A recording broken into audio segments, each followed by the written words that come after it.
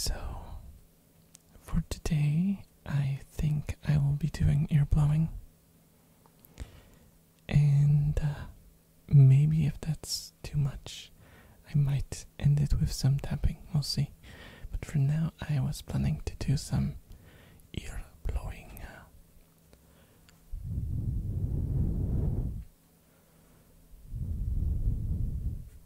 While talking, obviously. So it wholly depends on how my throat does, because I have a bad case of sore throat. It started just like, I don't know, 2-3 hours ago. I was fine this morning, and then suddenly I woke up and my throat is all messed up. So yeah, not good, not good. I thought because I had like this weird metallic feeling in my throat, I thought that maybe I breathed in something or ate something that's like spicy, but that never happens. So yeah, it's just my throat. What happened? You started stream now, like right now at this moment. What? No. Did I?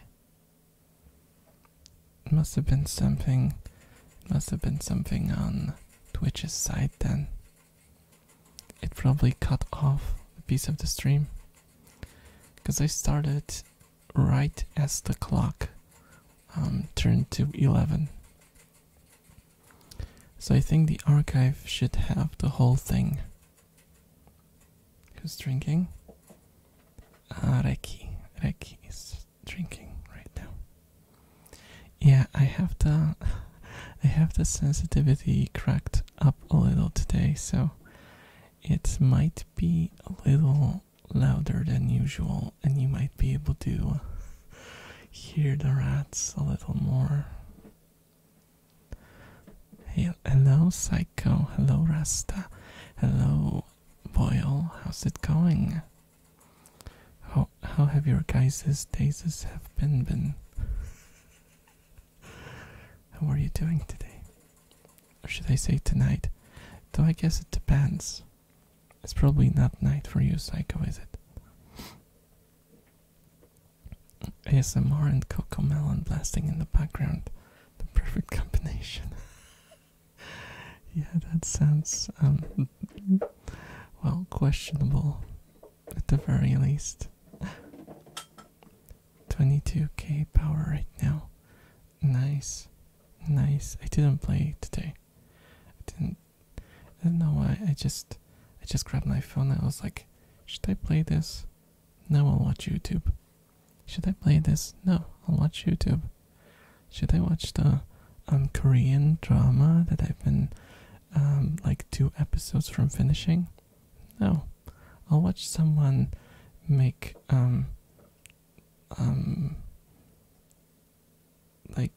what was it? Oh my gosh. So I was watching Nile Red. You probably know the guy. He does like experiments and stuff, chemical stuff. And I watched one of his old videos of all things. How he made what was it? Yeah, he made hot sauce using a vinyl gloves and vanilla. Yeah, it sounds as weird as it actually is. It was a very complicated operation. But chemists will chemist, right? Chemists will chemist. Then 3 limited wishes though. Oh, for today? I might be able to redeem them yet. We'll see. I'm not holding up my breath because, you know. Nah, only 4 PM.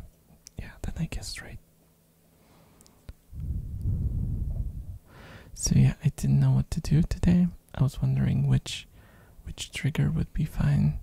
So I just ended up going with ear blowing. No, it's nothing weird. It's just this. Though I do know that some ASMR people do ear blowing in a,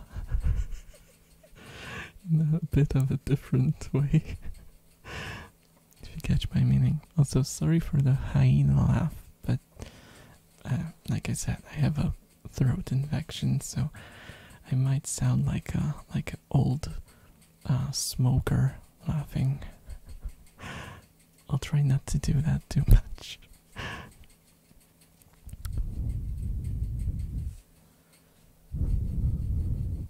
Yeah, plastic gloves.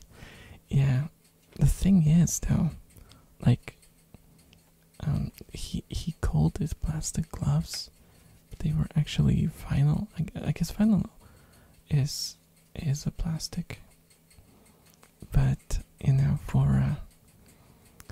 for me who actually sells gloves, like calling gloves just plastic is like if someone walked up to me at work and told me that he wants plastic gloves, I would get annoyed very much, because there's like at least 5 materials that are used for making single-use gloves, and I have to ask them every single time, and sometimes I have to open a package and show them because people just don't know, you know, which is kinda, I mean, normal I suppose, but it is annoying. It is annoying if you know, right?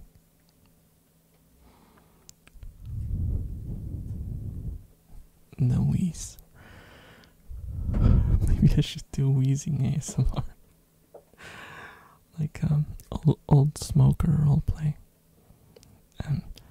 An old smoker is wheezing inside of your ears. Oh my gosh, that's so terrible. It sounds so awful. I sound like a choking smoker. Terrible, terrible. I tell you. Hello, could I buy some gloves? Yes, sir. What kind of gloves would you like to buy? The kind of gloves you put on your hands. Oh my god. You know what? I had a client once. It was like probably around 2 weeks ago. And he came to me and asked me, he basically told me that he wanted to buy bags. Like plastic bags, right? Oh, thank you for the follow, Elizabeth. Enjoy your stay. And he went like, oh, I want plastic bags. I was like, okay, what kind of bags? Oh, thank you for the stretch. Yeah, broke my tracking from scratching, stretching. And I'm like, okay, what kind of bags do you want? And he's like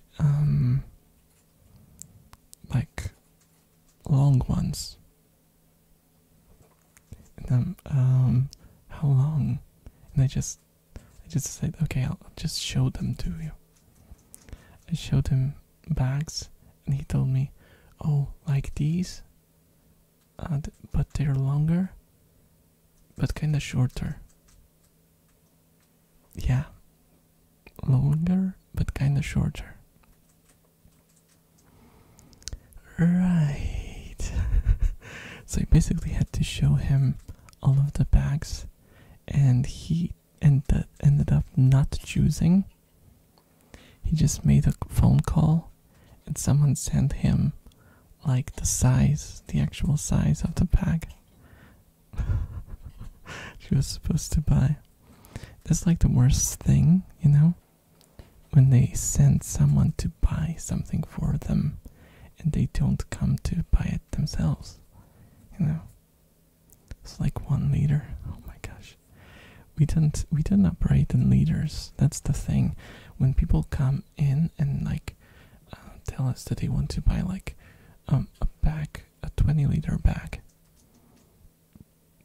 we are at a loss.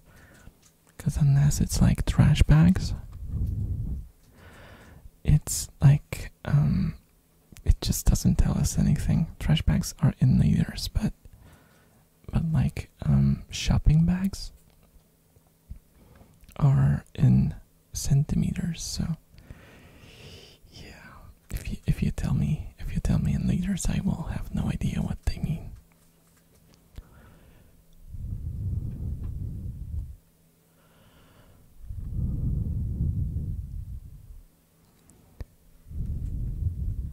You don't have liters? We do, but it's used only to measure trash bags and maybe like, you know, packaging that's used for liquids and that sort of thing. But when it comes to shopping bags are just size based, because you don't really pour liquid into a shopping bag, do you? At least you're not supposed to. Same as with like Ziploc bags, right? Those are like in centimeters as well. Well, millimeters actually, but you know what I mean. They're size based. So yeah, I measure my height in liters too. Yeah. I mean, technically, I suppose you could measure in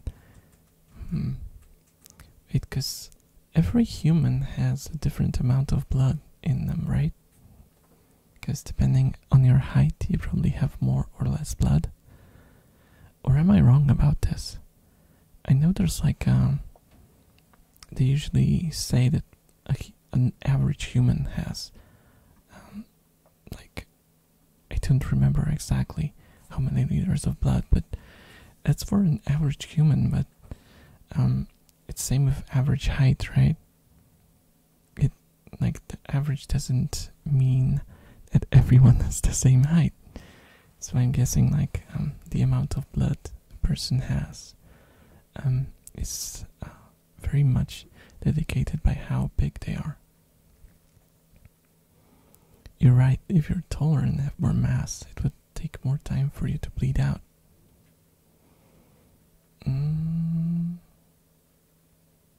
Yeah, I suppose. If you cut like the same size cut, yeah, technically,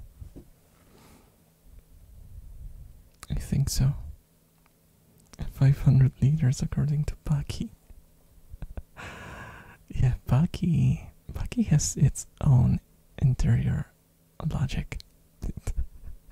Also, hello, Shady. Yeah, in Bucky, blood is optional.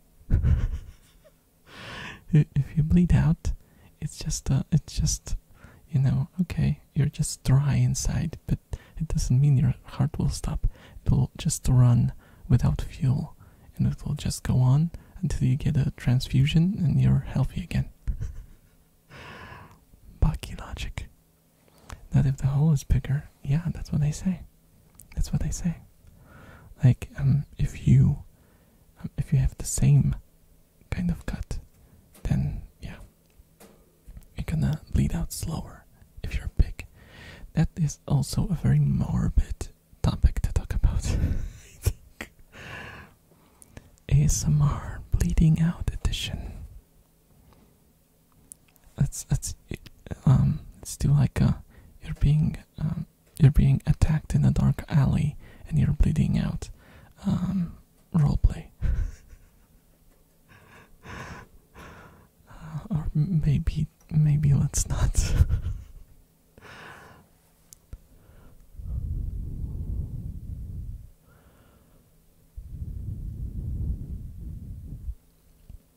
Oh my gosh, I swear, if I get a sore throat again when I have a few days off, I'm gonna be so pissed. It's probably gonna get better on Monday when I have to go back to work. I freaking tell you, it's always like this.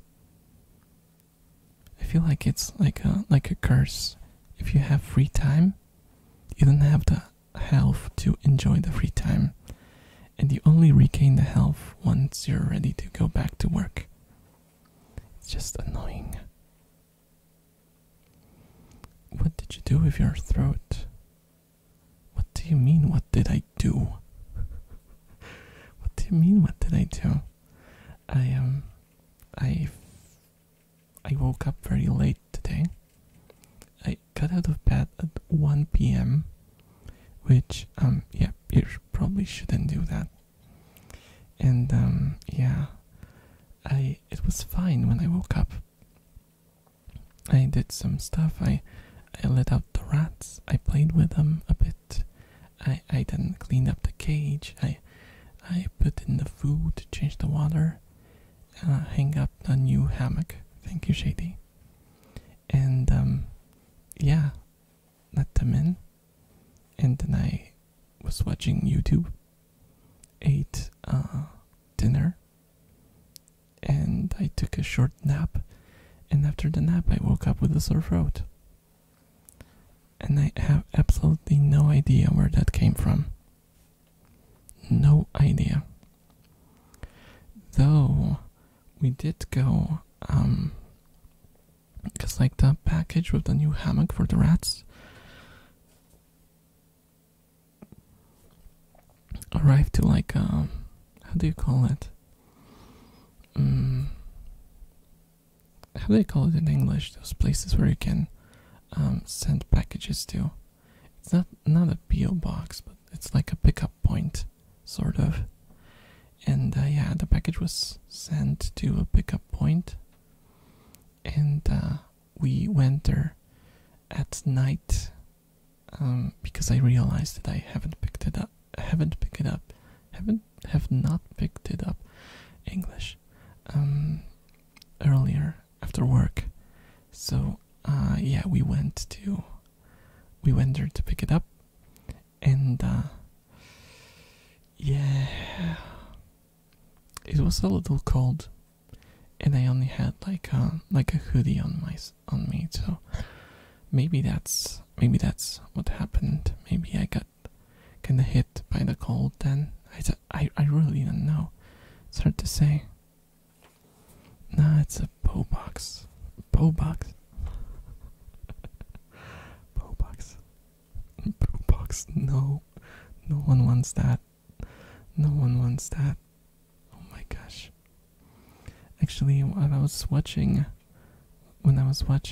Nile Red, after his video, it kinda, you know, the typical YouTube algorithm sent me to a weird video, and that weird video had like a story, like chemical stories, and there was some guy who had a chemical pit where instead of like getting rid of the chemicals the right way after doing experiments, he just dug a hole and just poured all of it in. I can't even imagine what that could have done to like the ecosystem. Like, what the hell, man? What the hell? What color are the rat claws? Rat claws are like translucent white. Not transparent, but translucent. It's the same color that human nails are. But they're a little thinner, so they're more translucent. They seem more translucent. I have boxes to store stuff. Oh my gosh, poo boxes. I didn't know what kind of boxes do you have, but I'm too scared to ask. Oh my gosh. Yeah, don't store weird stuff in boxes. Please don't do that. It's not good for you or anyone else. Please don't. Just, if it's trash, just throw it away. If you have like stuff that's not supposed to be thrown in with the rest of the garbage, please take care of its responsibility, okay? Responsibility? What? Responsibly, okay. I swear my English today is regressing.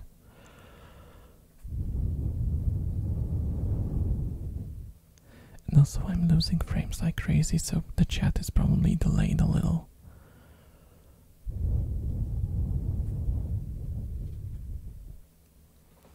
And right as I said that, I lost a couple more frames.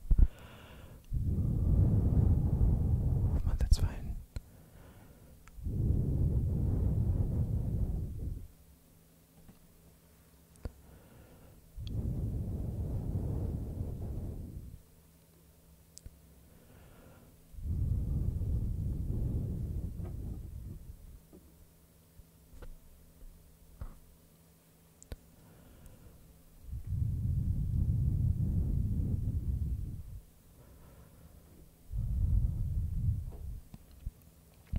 I'm losing brain cells like crazy, but it ain't complaining.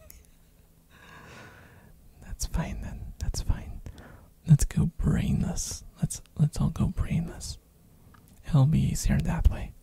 We don't have to stress out about stuff that we shouldn't. Humans are the only stupid animals on Earth because they worry about stuff that hasn't happened yet. You know, it's better to be stupid. It's easier to be stupid. Let's all go stupid. Hashtag team stupid. Hashtag team stupid. Hashtag stupid elf team. Stupid elf squad, yeah.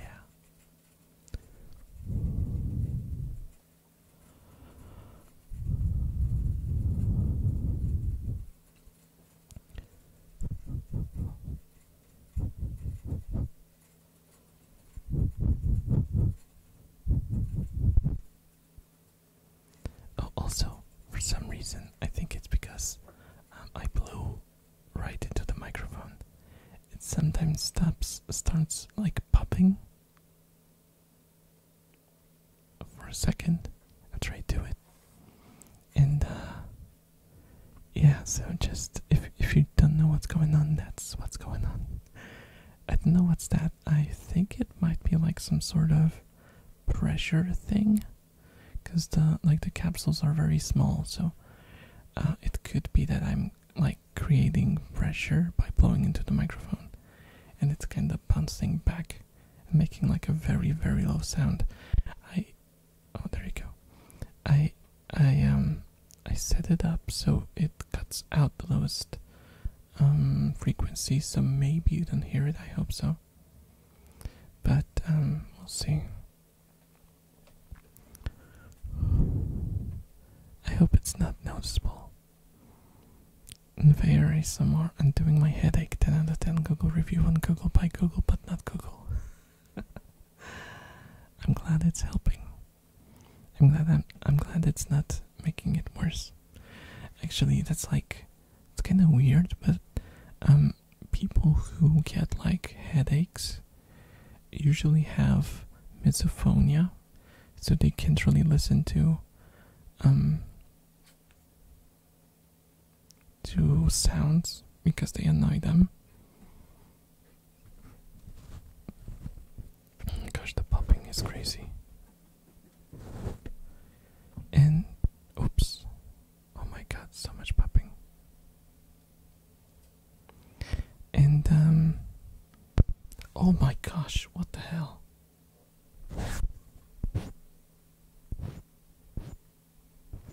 Sorry guys, I hope that wasn't too loud.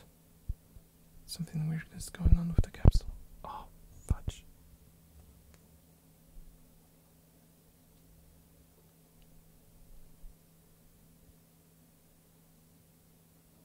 Is it fine now?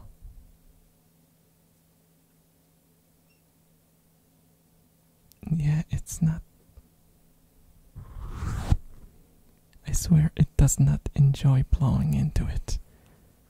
I hope that didn't deafen you. I hope it wasn't so bad. I hope that didn't worsen your headache. Shady. I have to be really careful about this. Yeah, apparently blowing straight into a microphone capsule is not good for the capsule. I wonder why.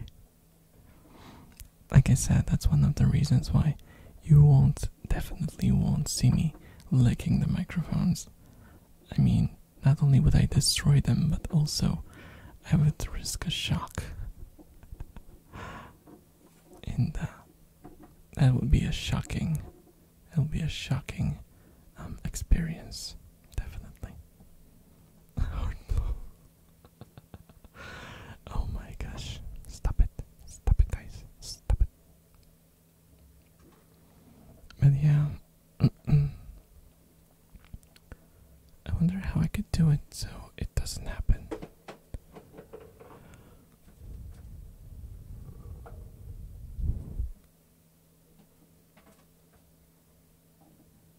Maybe if I do it like... No, that's not gonna do it.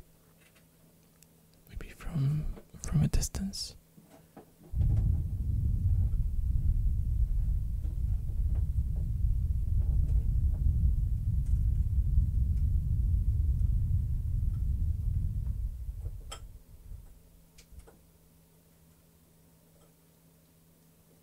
I think it's fine. I think it's fine right like this. I just can't do it from close up. Where's the ASMR redeem? I turned it off today. Because I didn't really feel in the right mind state to do requests. I think I might actually be getting a fever. I hope it's not the case. It might also be the light that's shining on me. I hope that's it. But yeah, I don't feel in the right state of mind for stuff like that.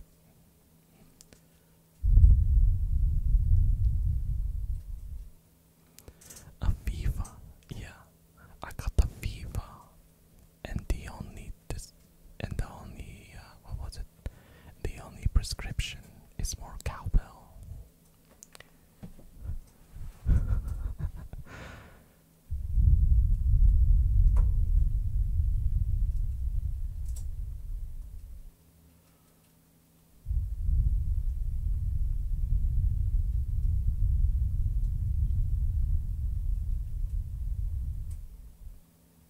Yay. Yeah, it works a lot better like this. It works a lot better like this, and it doesn't cause any anomalies.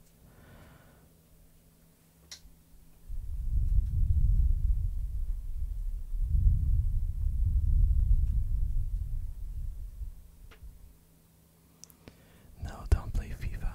I won't play FIFA. I will never play FIFA. I don't think so. I mean, FIFA games used to be fun, but since EA went sort of customer abuse way, yeah, I try to avoid their games as much as possible. Actually, they don't really make anything worthwhile, so I guess that's not really hard to do.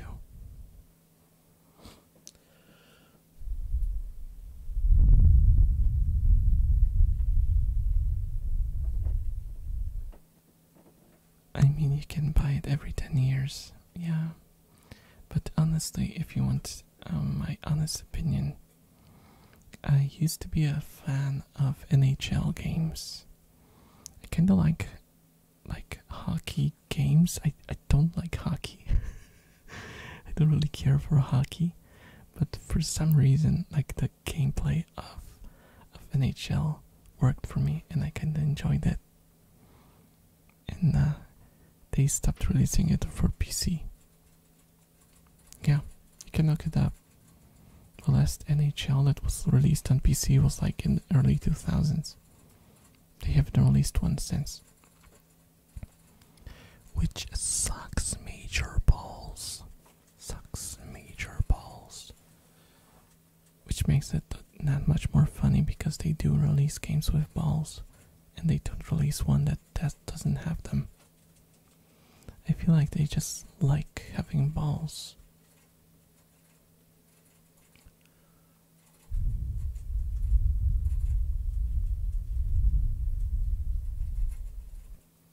Imagine playing FIFA when you could actually go outside and play soccer.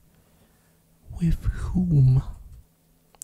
With whom, Rasta? Everyone is like me nowadays. Okay, no. I'm painting people in a very, very bad way. Not everyone is like me, but a lot of people stay at home most of the time nowadays. So people don't usually leave home to kick a ball around. Let me put it this way. In my freaking village, that's like a hole, like an absolute hole. We used to have 2 football fields, like football as in soccer, because English.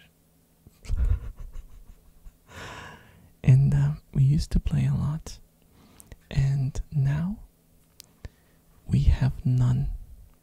We didn't have a single one. In order to be able to play somewhere, we would have to go on a trip to like the closest, I won't call it a city, it's like a town at most. And to actually play there, you have to pay. So yeah, we used to have like those, just we went to the forest and how do I put it so I don't end up in jail? We took of the trees to make goals out of them, and yeah, that's it. We just played. We measured everything in steps. We didn't really care for it to be like realistic. It was just enough to be able to play, and it was a lot of fun. But yeah, I think the last time I played soccer on a field was, oh my gosh, it must have been in high school. And I'll have you know that's a long time ago. In this economy, yeah. Everyone's working just to have something to eat, and they don't have time to deal with running around. I kicked some people in the balls. Oh, don't do that. I mean, unless you're endangered and you have to protect yourself, then please do. But otherwise, don't kick people in the balls. Not as a joke. And nice, did they deserve it, or was it just for fun? They just woke up and then said, say goodbye to your balls. It was for scientific purposes. Ah yes, how much can I push the law? No, how high their pitch can get. Oh my. You're just evil, Shady. That's it. That's the shadiest thing I've heard you do. Why am I burping so much? I do be reaching that C sharp. C sharp. Oh, sorry for the throat noise.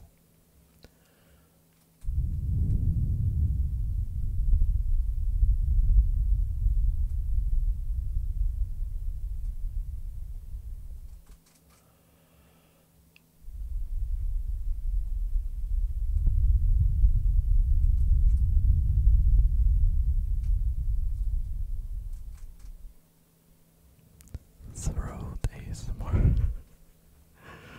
Oh my gosh.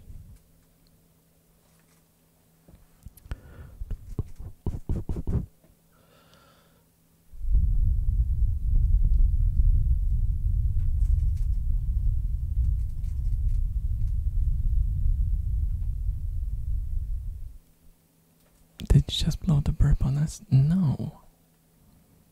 I burp outside. I don't burp into your ears. That would be messed up. So there are probably people who enjoy that. I mean, knowing that I had this one person that asked for farting ASMR, then, you know, everything can happen. And I'm not gonna be surprised by anything anymore. And I'm not even gonna judge them too much. I'm just gonna refuse and send them on their way. Farting? Yeah. I think it was my first stream or second stream. I had someone show up and ask me to fart into the microphone. Yeah. And he wanted like a rough one. Oh, made me giggle. But I sent him on his way.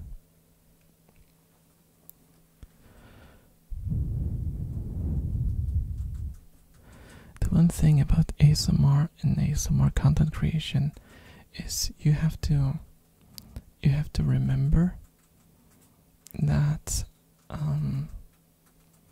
you have to learn. If you want to do ASMR, for example, you have to know when to say no, basically, because ASMR is kind of personal, I suppose. It's like it's kind of intimate, but not in that way. So like doing something out of your comfort zone, without you wanting that, like without your consent, is not okay. So you have to kind of learn when to say no, because I know a lot of people. I mean, for me, it's not a problem, because I'm a guy, and guys have it easier in that aspect. But if you're a girl, then sometimes people can request the weirdest shit, and sometimes put money behind that, and that makes it that much harder to say no. I didn't have to worry about that, luckily.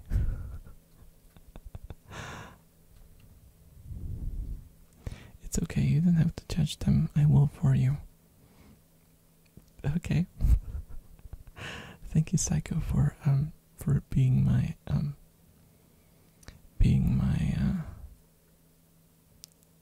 like a. I will judge people vicariously by through you. Yeah. Deep indeed. I don't know what, but still. Oh, Rasta, my stream is paused and I'm just reading chat, and I can tell this is the most out of context thing I've ever seen. Yeah. I should just make like the thumbnail out of the chat, and it would be perfect. Thank you for the hydrate, Takira. Oh, sippy sip.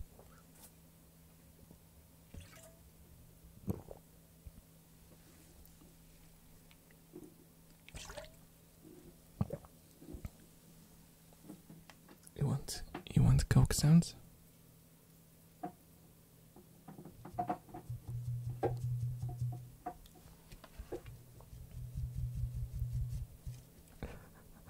Bottle sounds. Bottle. Also, what's like the difference between blow above it? It's not gonna work. It's not gonna work. 'Cause it's plastic.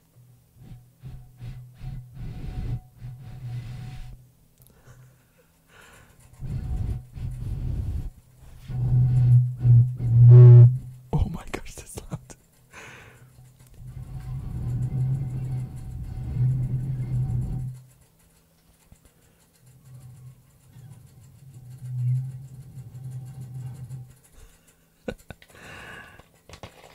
That was a weird one. No trigger, Slimeo. Wait, I can't request an ASMR trigger. Yeah, today I just want to go free form. I want to be free like a bird, like a bird. I'll be free like the freedom bird, like a bald eagle. It's one thing my culture is known for. Yeah, I suppose that's true.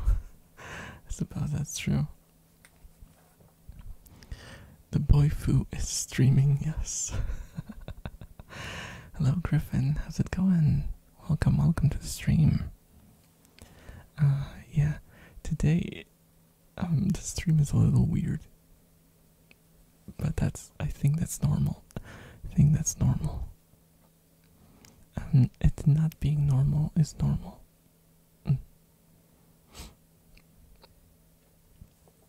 But yeah, my throat is suffering today a little, so I don't know. I try not to whisper too much because from what I hear, whispering is bad for your throat. But I think the problem is somewhere different. It's like in the upper regions of my throat. It's kind of unusual. I usually get throat pain like lower, and this time it's like higher. It might be what do you call them? Tonsils? I think it might be tonsils actually. You are caged in video format. Oh my gosh! If I had the leap motion, I would do like a motion, pretending to like touch the screen and not being able to leave. But sadly, my leap motion died. I'm cry. Is that some kind of NAS? What? Kinda ASMR-y? I guess that could work. I think I watched an ASMR like that once, where there was a girl that it was without talking. It was just visual ASMR. It was like she was like tapping on the screen. It was pretty good actually, and it was not kinky at all. It was fine. It was say so. It's pretty good. And though she deleted her account, the person who made the videos. It's a huge shame. She was so good at it that I switched to basically listening just to her because she had all the triggers that I listened to, and even new ones that I never thought of, and she did them very well. But yeah, she got out of it for some reason. From what I hear, it was some sort of stalker issue, kinda sad situation. Apparently, that happens a lot to ASMR artists, female ones. Like I said again, I'm lucky to be a guy doing this. Oh my.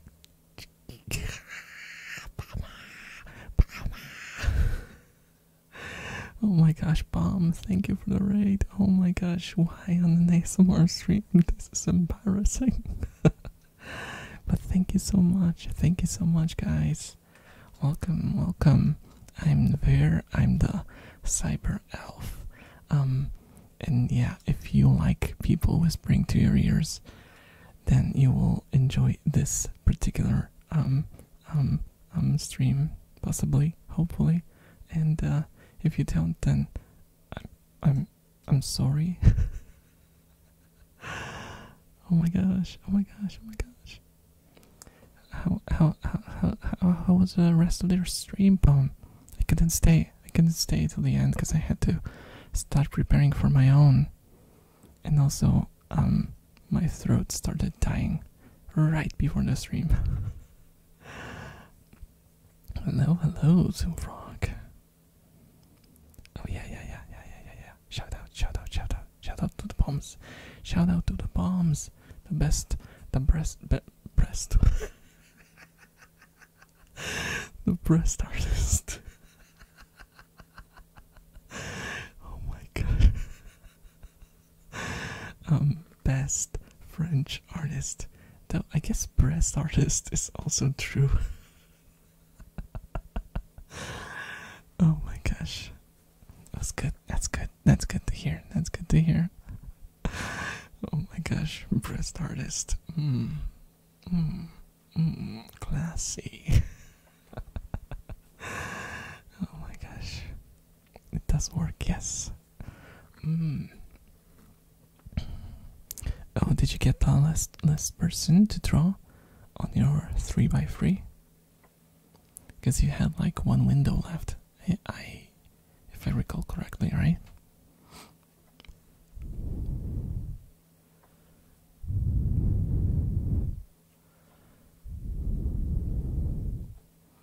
No, I will pick someone at random from likes, I think. Oh, okay.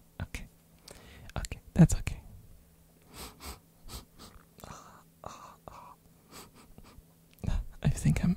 I think I'm getting like an excited nosebleed.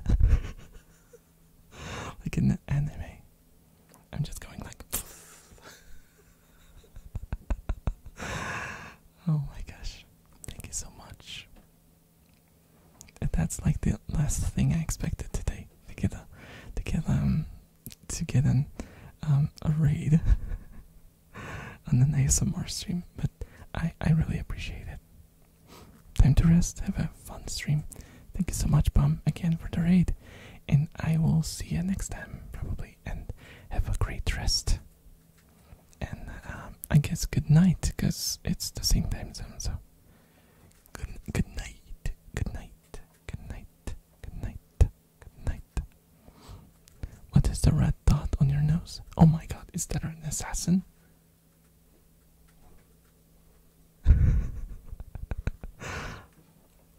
I hope it's not a laser sight. I went away from some stream and now I got a gifted sub. Nice.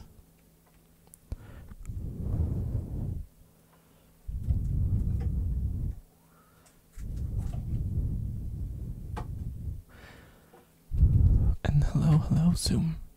Also, I missed your message. I'm not used to having a lot of messages in the chat. It just happens sometimes and I'm overwhelmed. Can you do a lullaby? Oh, I had that request once. And I just sat in silence for 2 minutes thinking about what I could sing. And then I denied the request and I felt so bad. I don't know any lullabies. London Bridge has fallen down.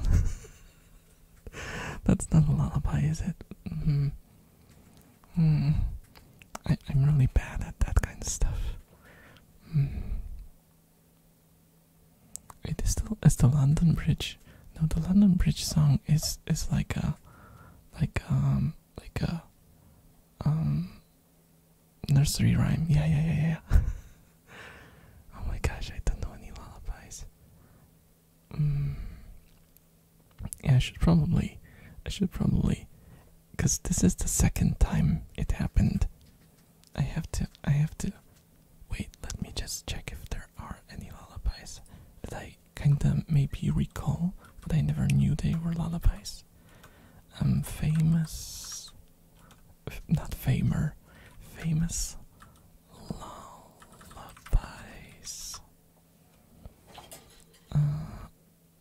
Oh my gosh, what? I wrote it wrong.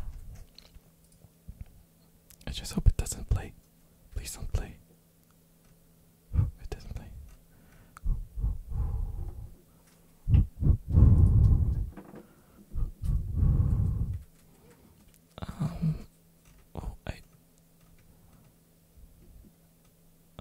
Okay, I don't know this one. Now it's time to say goodnight. What? Good night, sleep. Okay, I don't know this one. Oh no, I don't know any of these. Oh wait, Twinkle Twinkle Little Star is a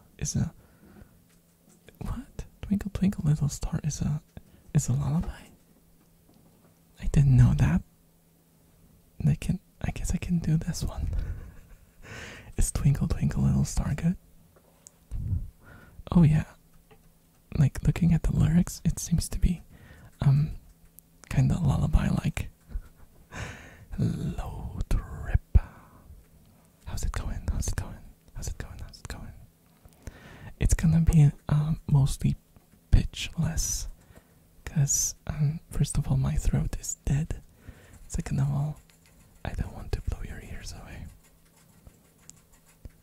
Twinkle, twinkle, little star, how I wonder what you are.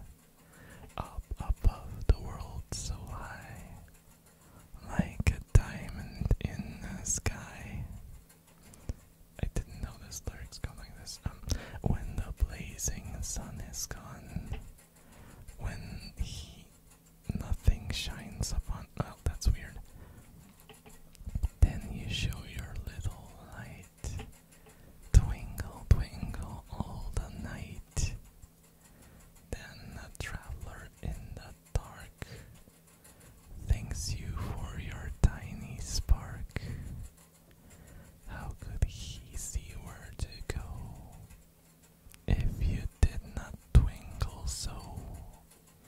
In the dark blue sky you keep, often through my curtains peep, for you never shut your eye. Sorry for the rat behind.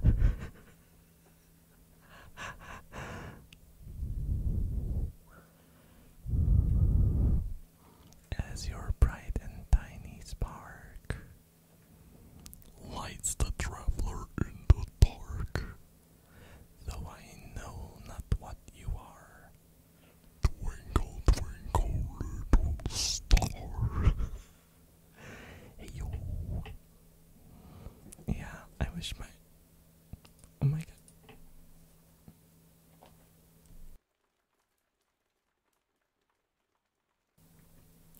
Sorry about that.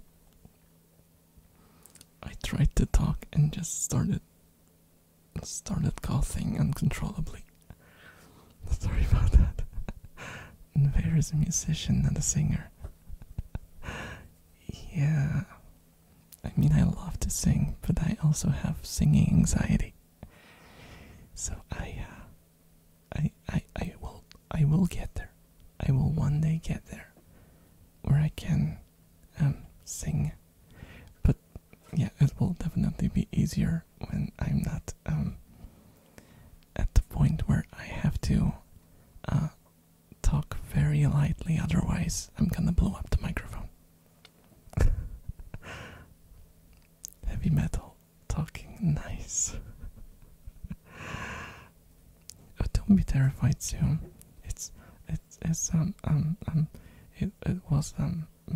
It was a guardian angel.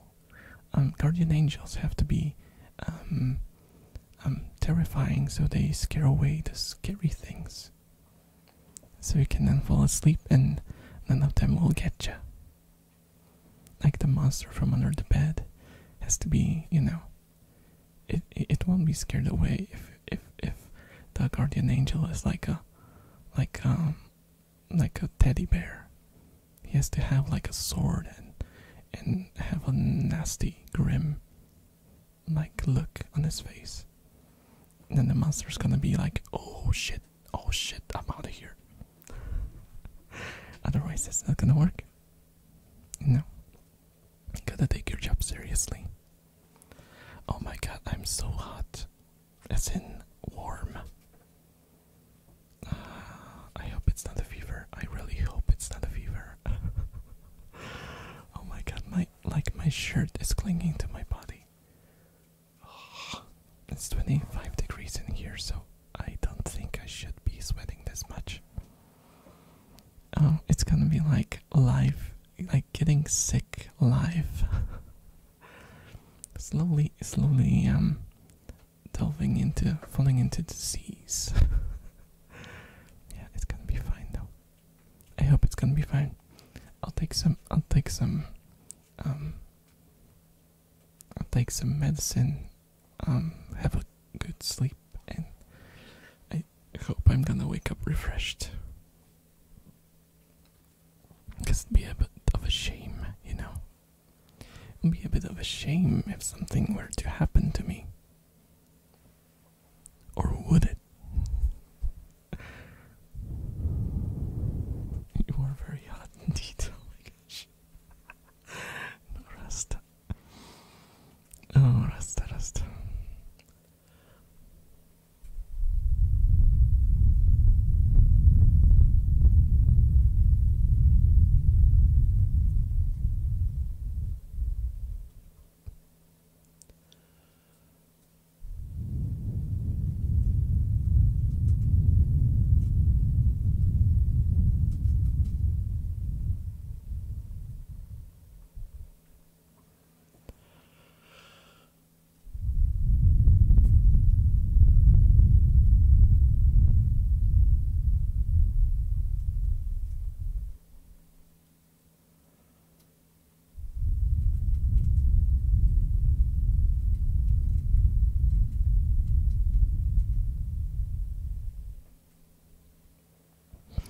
Rats are surprisingly quiet today. They usually make a ruckus, and I mean like a ruckus. You can hear them, like even though they're fairly far away from the microphones, you can clearly hear them. But today they kinda let me off the hook in a way. Because if they started eating those walnuts, my god, I actually have a recording on my phone. I was supposed to throw it onto the Discord to show you just how bad it gets at night. It's pretty insane. Walnuts? Yeah, walnuts. It's like when you slap your nuts against the wall, you get walnuts. No. Obviously I mean walnuts as in W-U ones, not W-A ones. Shady. I have to come up with shady stuff. Don't come up with shady stuff. Deets nuts. Or maybe diet's nuts. They're like healthy for you. You don't get like, we didn't get too much sugar from them. They're healthy for you.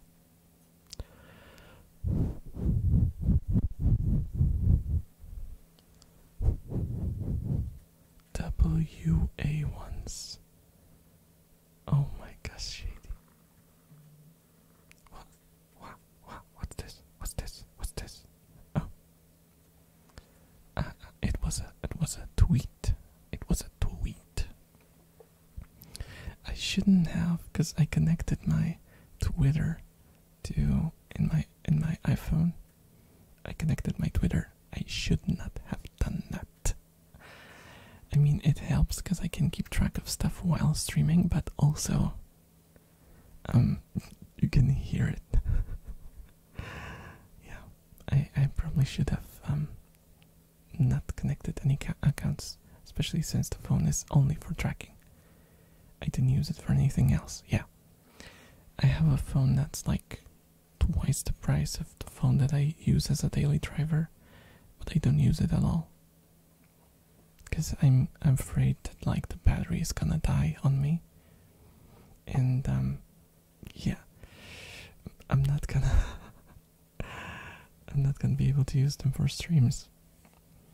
I mean, I'm running off of a power bank anyway, so. Excuse me. Funzy, hello, Funzy. Hello. How's it going? How's your day been? I hope it was good. I hope you're not sick like me. I mean, I'm not sick yet, I think. I hope. I wonder. I might be getting sick though. We'll see. I hope not. Will not. What? Okay, I'm becoming unhinged again. We're at that point, guys.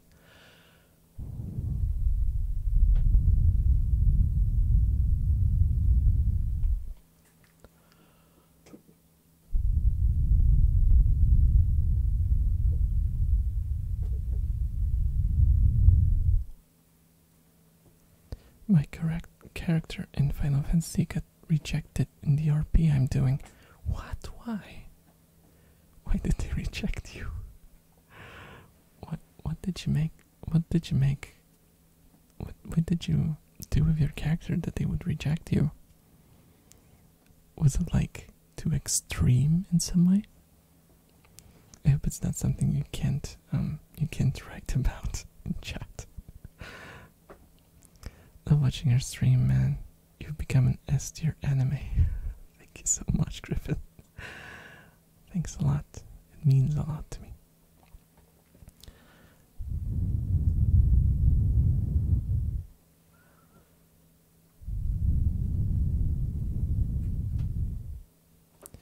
I'm actually thinking about like doing some more YouTube stuff, cause I still have a bunch of figurines that I never made reviews of. I liked doing like those figurine preview things, but back then I had no experience talking in front of a camera. And I think nowadays I'm a little more used to it, so it would be a lot easier. The only issue I have is most of my figurines are kinda iffy, and I don't know if I can show them on YouTube. But I can pick up like the more safe ones at first, and we'll see from there. The other person said they want to be in a relationship. That's it. Mine is not lewd at all. She's a nun and a scientist. Huh. Oh, so you like? I kinda get what they mean. Like your character was supposed to be in a relationship with your character. Then that's, I suppose, you can kind of get it. Even though it's RP, right? Sometimes some people just take RP a little too far. I remember like, not even too far, like they take it personally, so they kind of, instead of building a wall between the character and them, they kind of can sometimes, like feel for their character kind of too much. And it makes it difficult to do stuff like that. I remember when I played Lineage, we had an RP guild, and I was in a full relationship with a person in the guild. And like outside of the game, we didn't even talk to each other much. It was just like, you know, strictly RP stuff, right? And I don't know, for me it was a non-issue. We had like a clear separation between like the role-playing in game and like, you know, IRL. So I don't know. For me it's I understand why some people are like that, but because I've seen people act on stuff that was fictional. Yeah. People RP and they take the RP stuff into their IRL, and that's not good.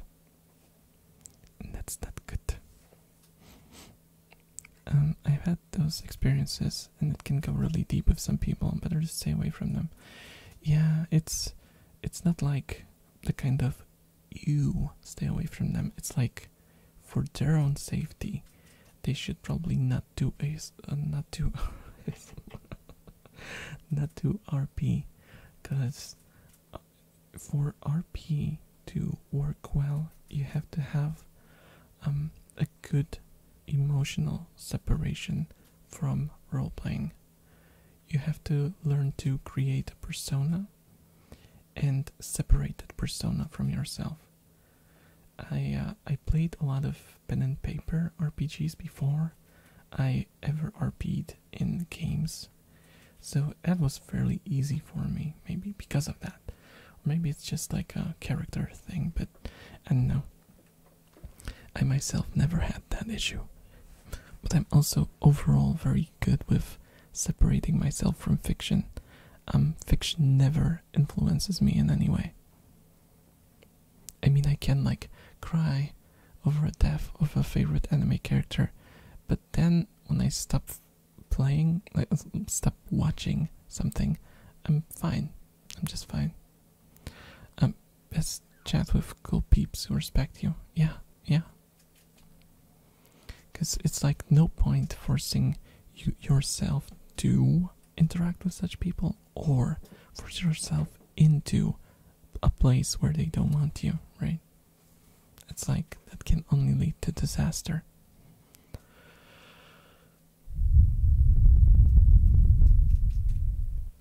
Here's an idea. Do you want me to take you to one of the RP venue parties on stream?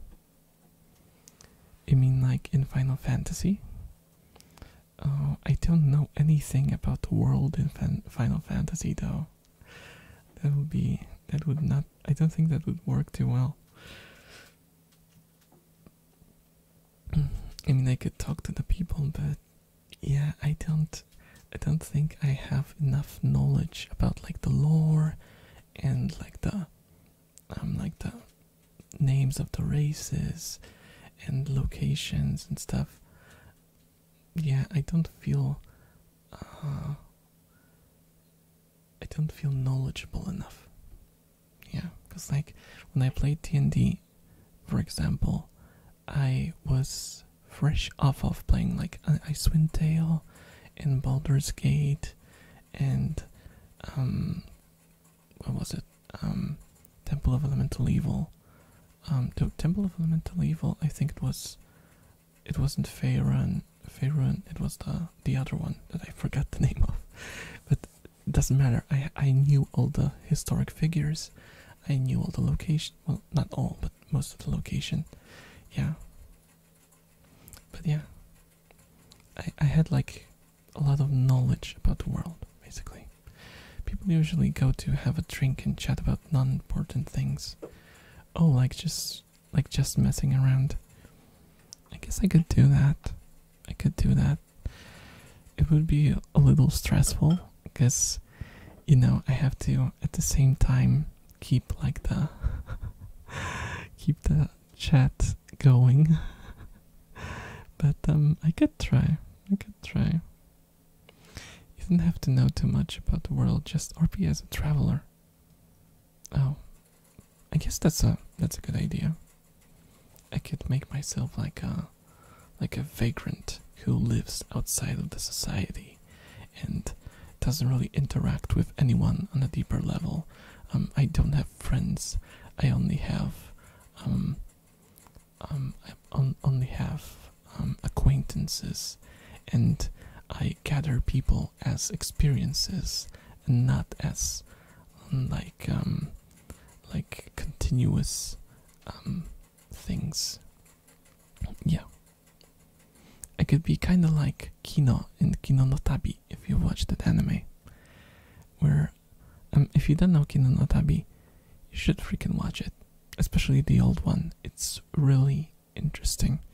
It's fun to watch. You can watch like 1 or 2 episodes. It doesn't matter because it's like episodic. It's basically about a character who rides a cool motorcycle. And like I think it's supposed to be styled as like 30s, 40s. But it's like a fictional world. She goes to different cities and experiences their culture, but she only stays for 1 night. That's her rule. She never stays over 1 day. Wait, was it 1 day or 2 days?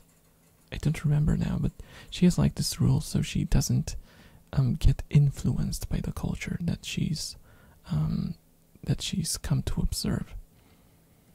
Yeah, it's a really interesting show, and it's really fun to watch too. So can check it out.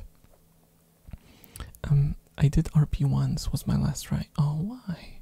I mean, I guess RP can backfire if you get like a bad game master. Game master, I said it weird. Game master. Or like, or you get players that you don't have good chemistry with. But, otherwise it's usually, in my experience, I played with 3 different groups. 2 of them didn't work out, mostly because it was in remote locations, so it was tough for me to get there, and it was tough to get us together. And like the main group I had, we gathered up in my house, so that was not a problem.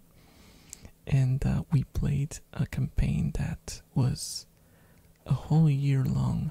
We played once or twice a week, and we played for a whole year. So you can imagine that was a bit of a long story. We had like breaks from time to time, but overall we had a lot of adventures.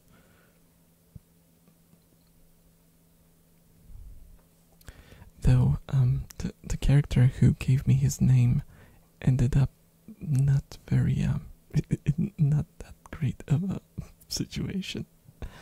I think I told that on the stream a couple of times, but like Nevair was an elven bard who got killed on his first venture to a dungeon, and my friend from the group tried to get his body out of the cage to resurrect him, right? But you know what happened? He got attacked by wolves. And you know what he did? He took the body and he threw it towards the wolves. So the wolves were busy with the body and he ran away. And that was the end of the story of Nevair. So I have a great background. You don't really have to know. But don't interact with people who have the melt materia symbol on their names. What's that? Oh no. I think I know what you're alluding to. I think I know what you're alluding to. Asahi is a single mom with her daughter who is troublesome.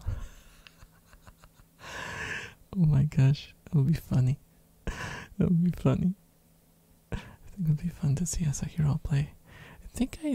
Did I roleplay a little? I think I roleplayed like a tiny bit. A tiny bit. When our clan leader called us, what was it? Yeah, I think when we were recruited to the guild in Final Fantasy, our leader called me to like talk to a couple of people, and yeah, we kind of role played for a little. It was kind of weird doing that simultaneously talking to chat, but it was doable. I like One Punch Man. Hey, One Punch Man is good. It's good. It's not great, but it's good. What about Spy X Family, or Skeleton Knight in Another World, or Kami-san, or Dress Up Darling, or Shikimori-san? That's a long list. I have more. I can tell you, Spy X Family, or Spy Family, however you want to read this. I haven't seen it yet. Skeleton Knight, haven't seen it yet. Kami-san, watched 1 episode, dropped it. Dress Up Darling, haven't seen it. Shikimori, haven't seen it. There we go. I didn't know anything about those. I mean, Kami-san was too symbolic for me. Like, what I mean, because I mean something exactly. Like, the characters were named by what the role was in the show. And the things that happened there were, like, over exaggerated in a way that I don't enjoy. Open Bard got bombarded. Oh, the puns, the puns. Why do you punish me with those puns? I should be the one punning.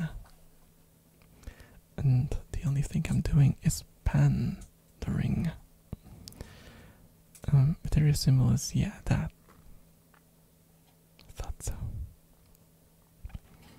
And there's one specific venue in which there's an auction of people.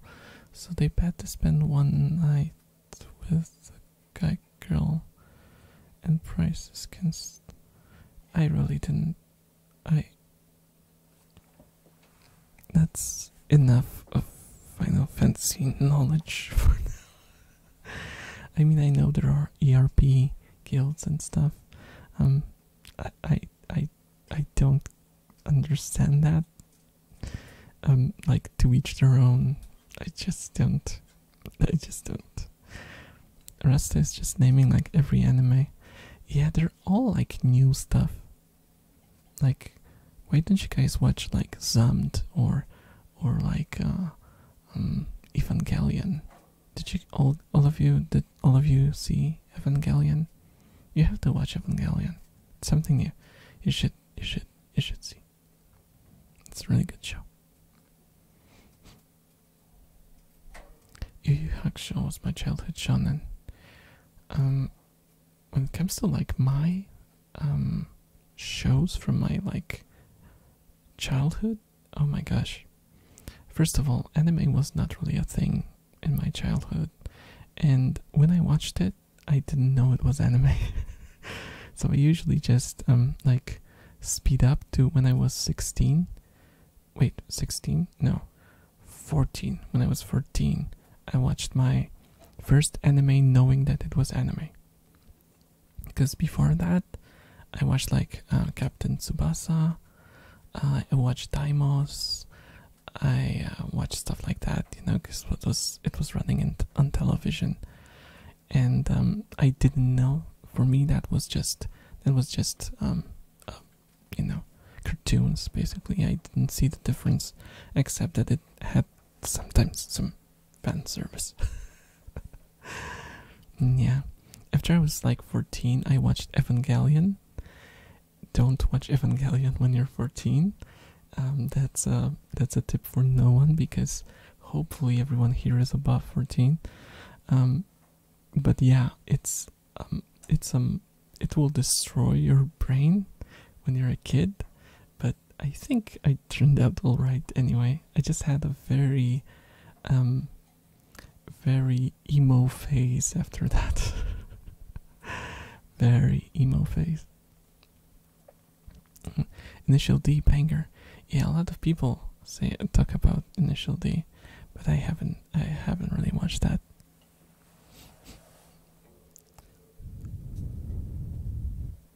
It's more of a meme now than a show, even though I think it has its merits. My first anime was Voltron. I do recall Voltron. What was the show? It was a robot show, right? It was kind of like Daimos. Which one was? It was a mecha, I think, right? Let's check. Yeah. It's very much like, though it's showing the new one. Because Voltron had an old cartoon.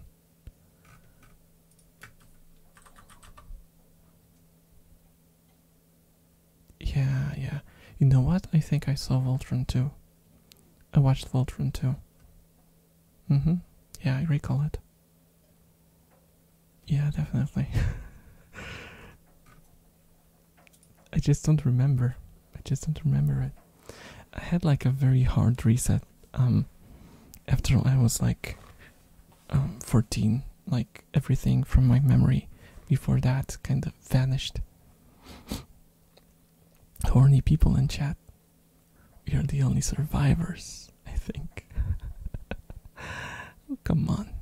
Come on. Come on. Wasn't Fast and Furious 3 a copy of Initial D? 90s anime were much more brutal and less censored, yeah.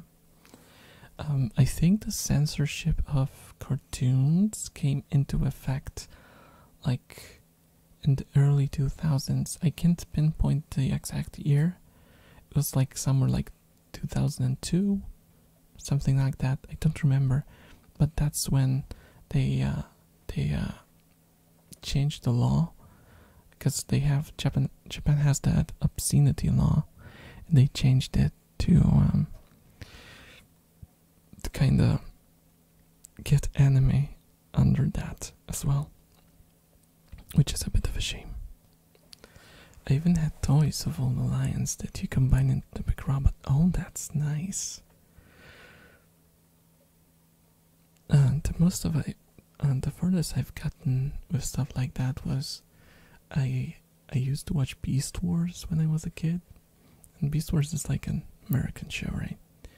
And I got my favorite character there. I got like a original toy of the character that I like the most, and I still have it.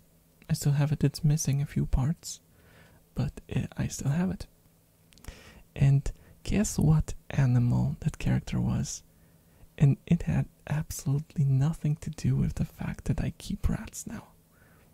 But I really liked the character when I watched it. But yeah, I remember like after watching Evangelion, I had a very sharp turn towards anime, because it kind of opened my eyes as to like what animation can be, and it showed me that it can like talk about a lot more serious topics, and also that the waifus are really good.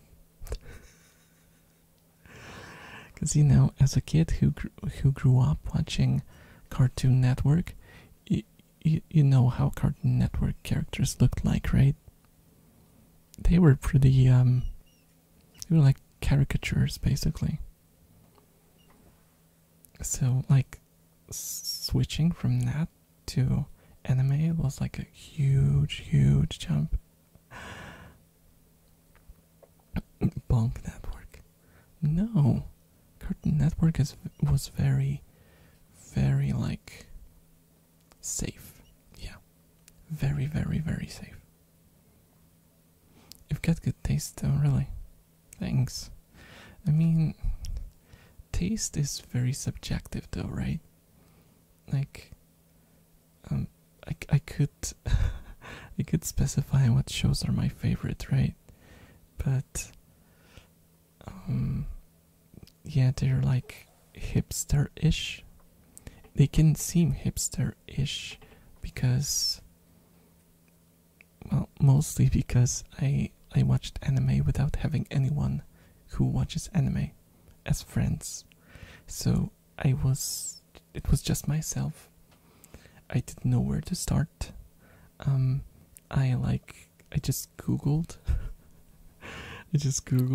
And I found like a Polish site that did reviews of anime shows.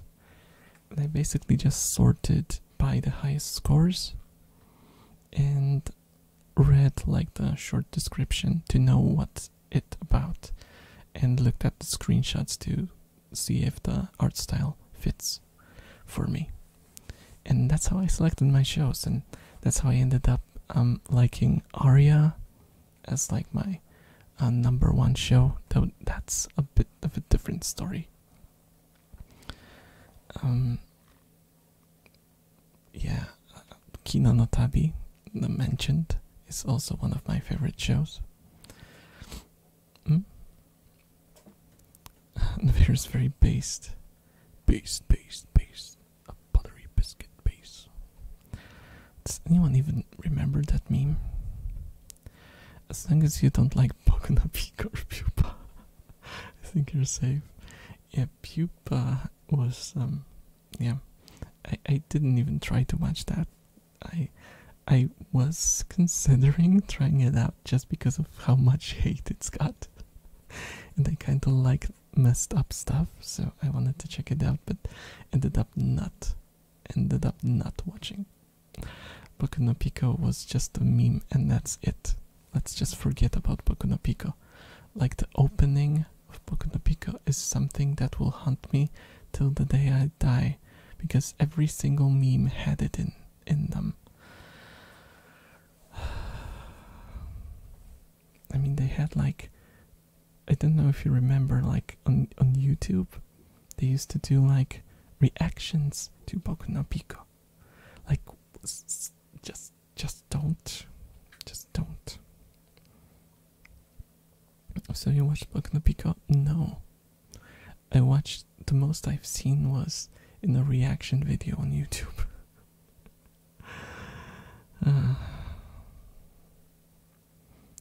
True. Kiss Sis was very good. I like the brother-sister love. all stayed in the family, right? All in the family.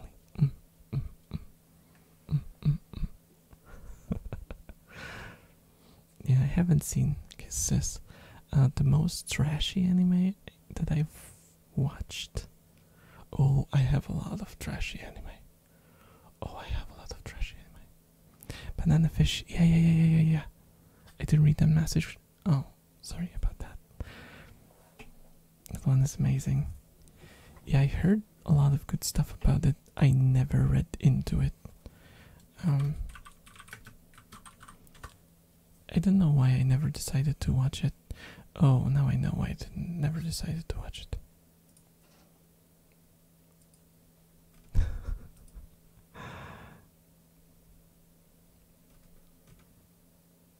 Yeah, I know why I didn't watch it.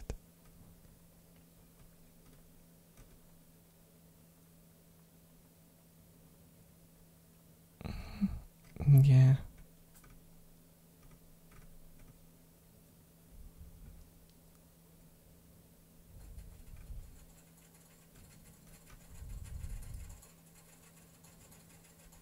Yeah, I heard some stuff about it.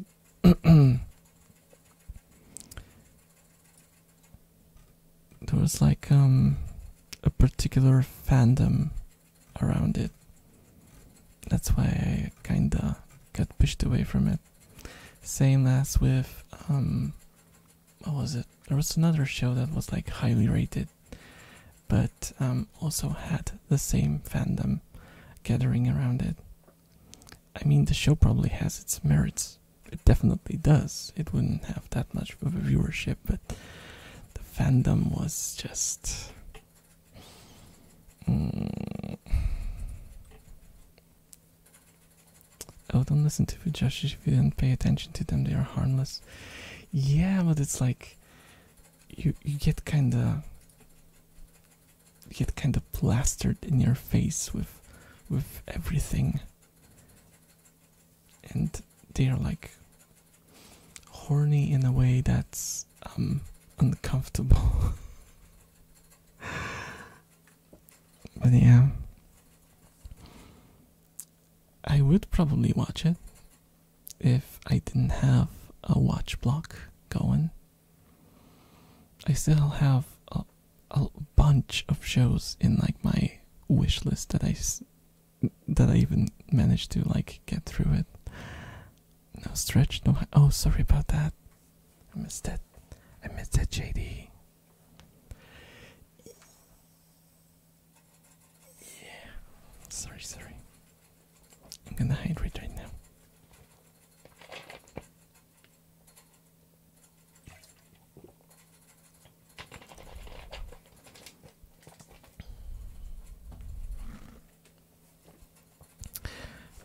Fujoshis are like, how can you sexualize X character? She's a teenager, but they sexualize all the male cast of Boku no Hero. Yeah, I mean, overall it's like, I used to enjoy K, you know, the show. I can't stay. That was really fun. I'll stay much longer next time. Take care, special man. Thanks for stopping by, Griffin. It was a lot of fun having you. Have a great night. And don't feel bad about not being able to stay till the end. It's okay. It's okay. Life takes priority. Don't mess up your sleep schedule or anything.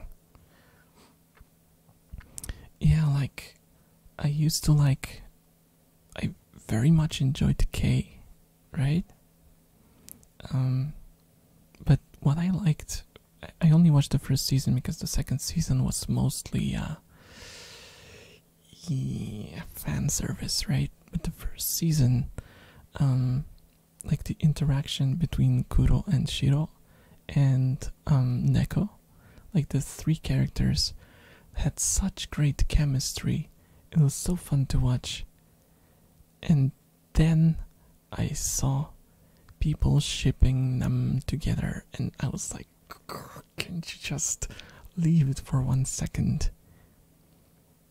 And so if I saw like the shipping posts before I watched K, I would probably not watch it because I would be like pushed away from it. Because like, you know, this kind of toxic enthusiasm about shows. It's the same with like some shonen shows. I will probably never watch most of like the biggest shonen shows because the community is just like, you have to watch it. It's so freaking great. You haven't seen good anime before you watch this one, and like this kind of enthusiasm just feels like I don't know. It might be my hipster, my inner hipster triggering. But yeah, I just can't get over it. Just can't get over it. I'll try to meme some more to make you laugh next time. Aw, thank you. See you around. It's just weird. I know I probably shouldn't be influenced by people's opinions about shows, and I probably watch a lot more shows. Like, if I completely threw away like the social interaction with the community, and as in the old days, just browse through the list of anime and looked at like descriptions and screenshots, and I'd probably watch a hell of a lot more shows that way than you know, by talking to the community. I mean, I missed one of my favorite shows because people like build like a toxic atmosphere around it. Do you know Aku no Hana? Man, that show, it's so freaking good. Like, and the animation, at first it can seem weird because it's rotoscopic. It's not drawn animation, but it works so well for the story because the story is like very realistic. There's like not a single moment where you think that could never happen. It's all like within the realm of reality, and like making it seem like ugly and realistic just works so well. And the music, the voice acting, oh, man, it's just fantastic. It's like, it's kind of heavy to watch. It's stressful, and it's such a good show. And I never watched it when it released, and I was part of the problem, because you know what happened? Because of the wave of hate, they never did the second season. The sales were record low.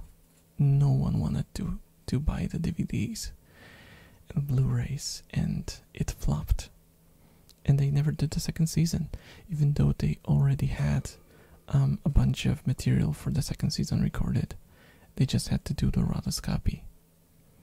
So like, if you watch the show now, like the release from the DVD, it has like clips, just like a short video of all the clips that weren't used.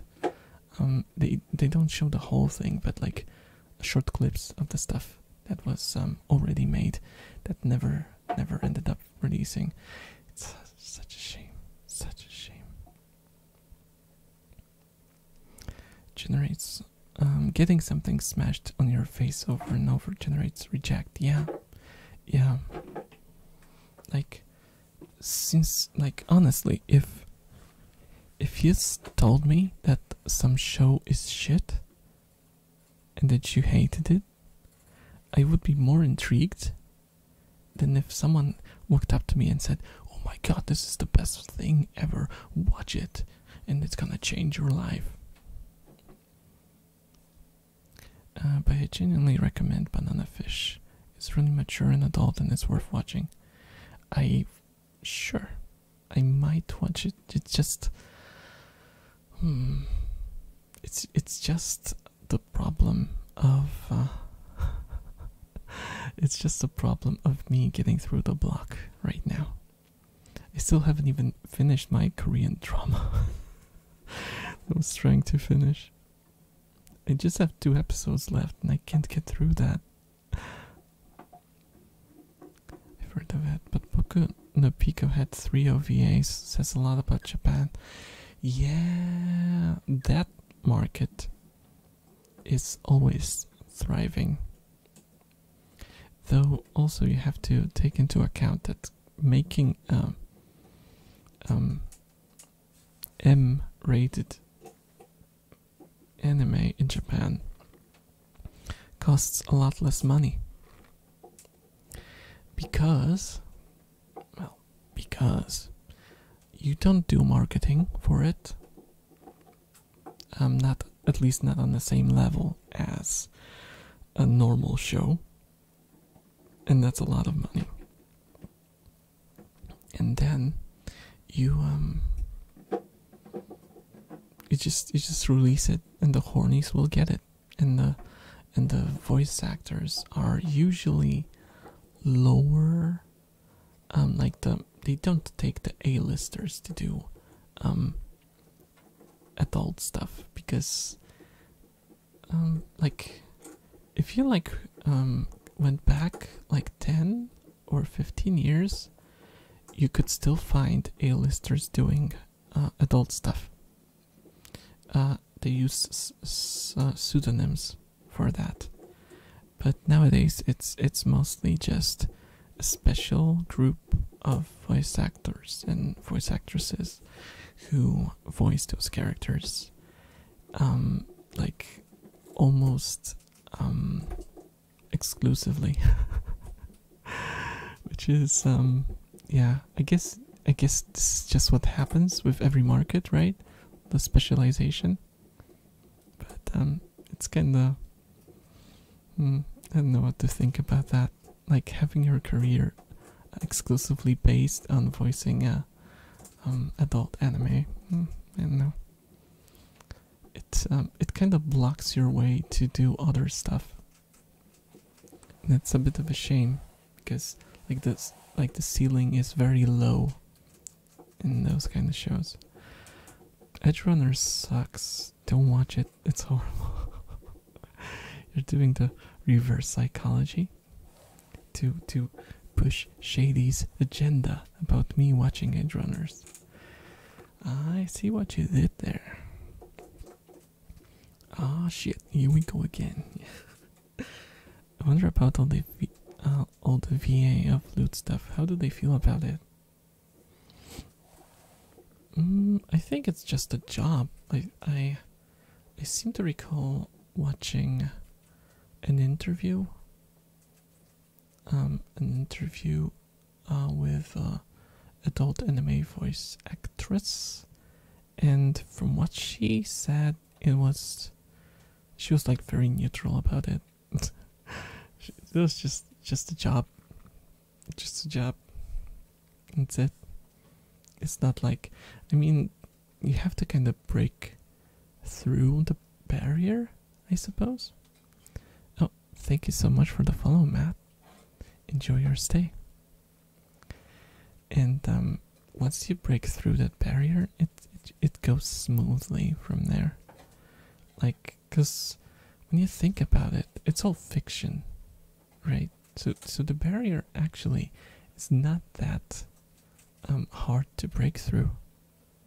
It's just like the base embarrassment of voice acting overall, and after that you basically, what's stopping you, right? When you like voice characters in, let's say, normal shows, and you have to like scream or laugh, I don't think like doing doing questionable sounds is any more difficult than that. It's just embarrassment. I think, like I said, I think the bigger issue is, what about your career? Would you be able to switch to normal voice acting after that? Or will this change into a stigma? Because that's like, even in the past, like I said, when A-listers did adult work, they switched their names, they used pseudonyms. So because like companies who release, for example, you want to release a show that's aimed at children, okay? You want to release like a new Doraemon, and let's say you want to introduce a new character in the show, and you find like a A-lister that's really good. She agrees to your like to your pay standards and stuff, and she comes to like the audition. She gets through the audition with 3 other people, for example, because that's usually how it goes. And you look at their background, right? And you notice that all of the other people play in normal shows, and she has an uncredited role in some weird show. You check out the show, and the show is an adult show. And then you have to ask yourself, is someone gonna look at the credits rolling at the end of the show and look at the name? Or maybe like the kid will ask their parents, oh, who voiced the girl? It's a really cool voice. And she Googles her, and she finds out that she voiced in an adult show.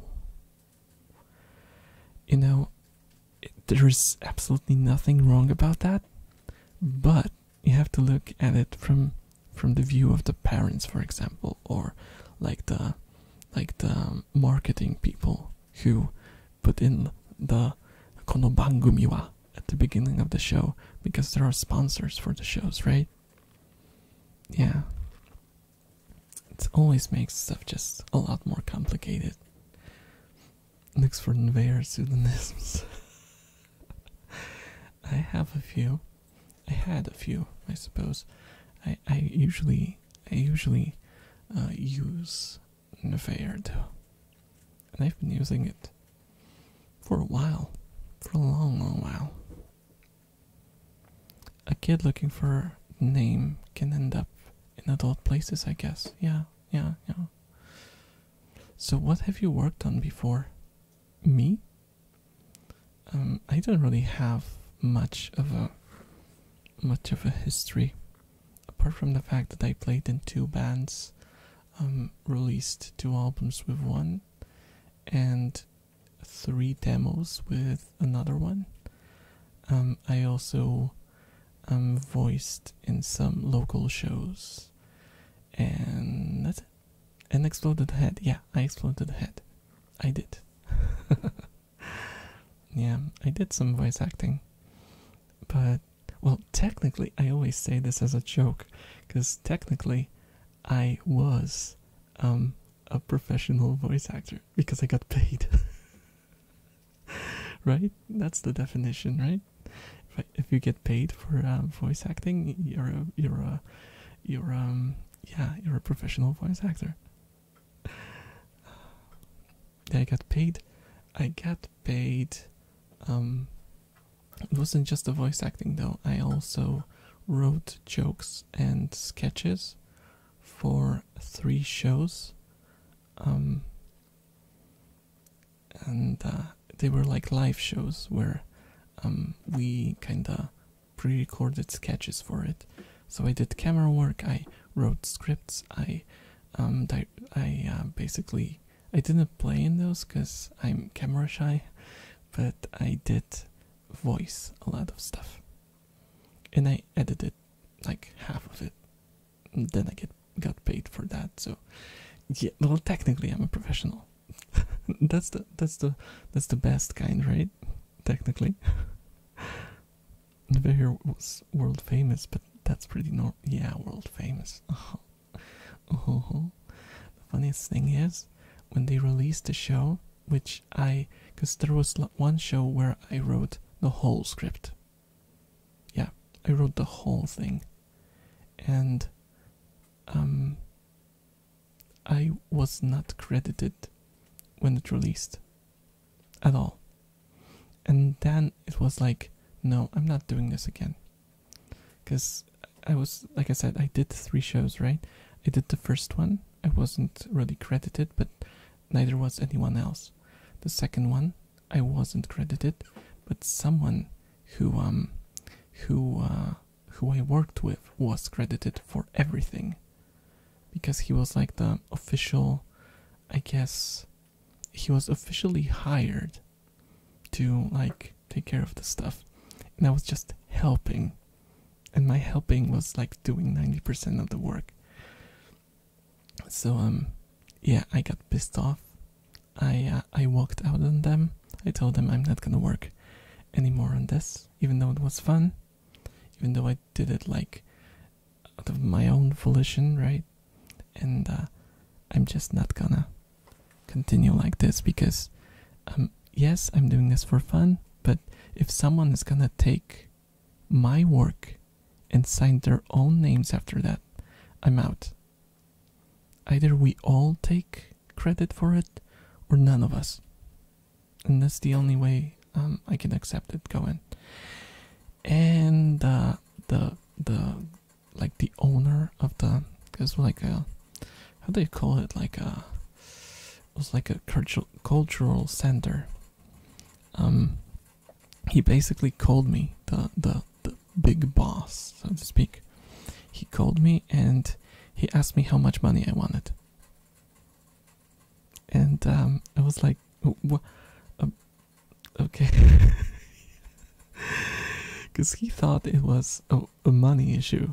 I was like, okay, pay me. And I just pulled out of my ass something I was sure he wouldn't pay me for it. And he said, okay, what will you help us next year? I was like, okay, I'll help you. I'll help you. He basically freaking bought me. I should have asked even higher. I kinda wish I asked higher. But I was still a young whippersnapper, you know.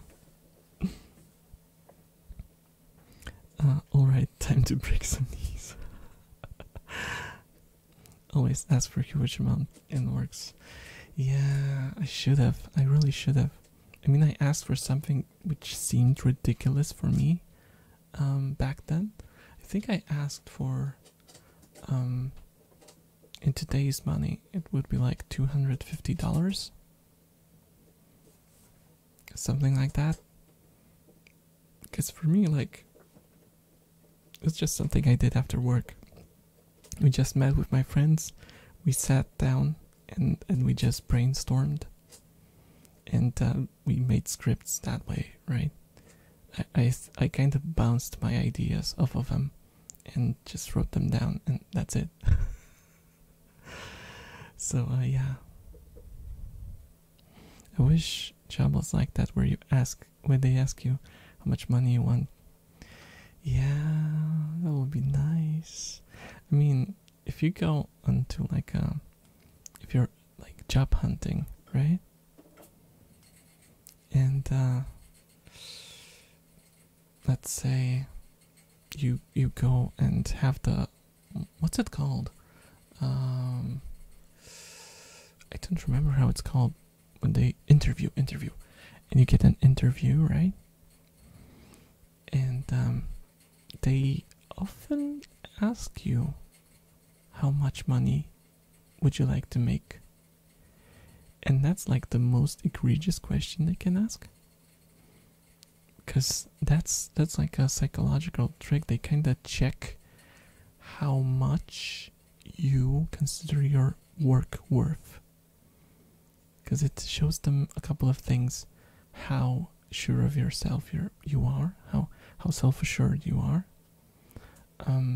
how competent you think you are, and possibly how competent you really are, depending on how low or how mediocre your request is.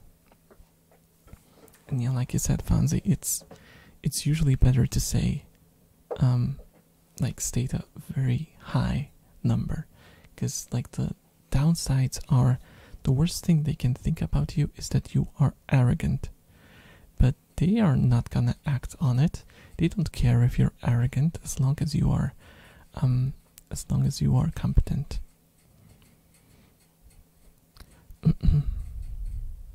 The Spanish voice actor for Gandalf got paid 200 euros for the last movie.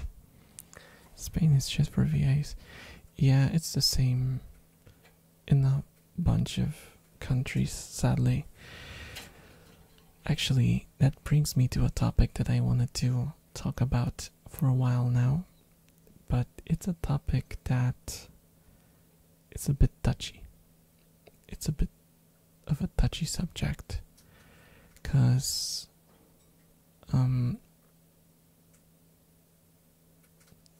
VTuber models, okay? VTuber models. Or like art prices in general, for like commissions and stuff. There is like a strong move every time, like let me just explain the situation.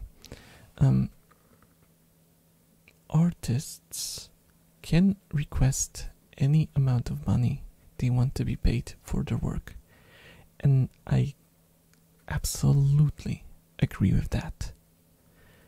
And if it should work both ways though, because like when you go, there's always a discussion being had where someone finds an artist who will do a thing, like let's say a model or like an icon or a design, for let's say half the price of the first artist you went to. And you know what the reaction usually is? It's negative. It's negative. They think that the artist is like, they say publicly, they say and state that, oh, the artist just doesn't know how much their work is worth. They should be asking for a much higher price. But what they're actually saying is, that bitch is asking for less money than me. How dare she? How am I supposed to? She's destroying the market. Yeah, that's what they're actually thinking. And I hate that mindset for one reason. Like you said, Gandalf got paid 200 euros in Spain.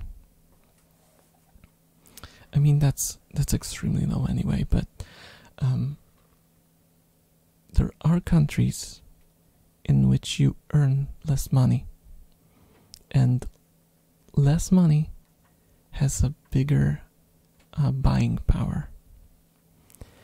And here's the question, because it's not an easy question to answer. What does destroying the market mean in this context? Because if you tell someone who sells art in a country that has lower income and higher buying power to increase their prices to reach the standards of a country that has like 30 times the earnings? Is this destroying the local market of the lower income country? Or is she selling worldwide for a lower price? Not that much lower, just a bit lower price, destroying your market. Because like I feel like people just completely miss the mark, and they don't understand that sometimes when someone sells their art for $200, let's say, compared to someone in like a high income country selling it for 500, like the same art, let's say, they are not selling for too low. It's just for them looking at it, it's relatively the same. It has the same buying power. It provides them with the same level of living, same standard of living.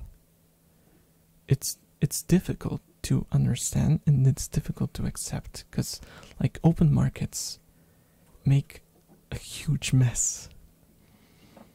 But local pricing is required for like sustaining local markets. Like people from low income will not be able to buy art from someone who lives in a high income country, because obviously they have to boost their prices in order to have, you know, to be able to keep on with their standard of living. And that's like the dilemma, right? Do we force low income country artists to sort of force their prices to reach the level of high income countries, just so the high income country artists don't feel endangered because their prices are too high? I don't really know the answer, but you know, it's just something that people seem to miss, that localized pricing is important. And like making every single artist like, you know, boost their prices towards the highest level in the whole world is just basically destroying the market. You will only be able to sell to the people who live in high income countries, because no one else will be able to afford your art. And this will lead to diminishing returns, basically. It will lead to a point where basically there's gonna be like few artists on the top, because everyone will be going only for the best of the best. Because if they're gonna have to spend like ridiculous amounts of money, they will at least want to have a reason behind it, you know? They won't want to be live with the thought that they could have gone better for this kind of money, right? I don't know. It's a difficult subject, but I kind of wanted to talk about it. Maybe an ASMR stream is not the best, but yeah. It was just lying on my on my heart, and I feel like not enough people talk about it. They just rage about underselling yourself. But that's how the market works. If they ask for lower, you go for that. If you want to compete the lower, then lower it yourself. Yeah, it should be going lower, right? If you want to compete with a lower, cheaper artist, or just decide that this client is not financially for you and look for other, you know, other clients. They're worried about their own lifestyle. They don't want to sell it lower. Yeah, yeah. If you sell to high income countries for high prices, and you live in a low income country, then it's like robbing from the rich and giving it to the poor, isn't it? If you sell to high income countries for high prices, you live in a low income country, that's like robbing from the rich and giving to the poor. Kind of. It's not really robbing because they would pay the price anyway, right? But the thing is, what an artist like that does is they remove one of the artists who could comfortably sell on a lower price on the local market, which basically slowly destroys the local market.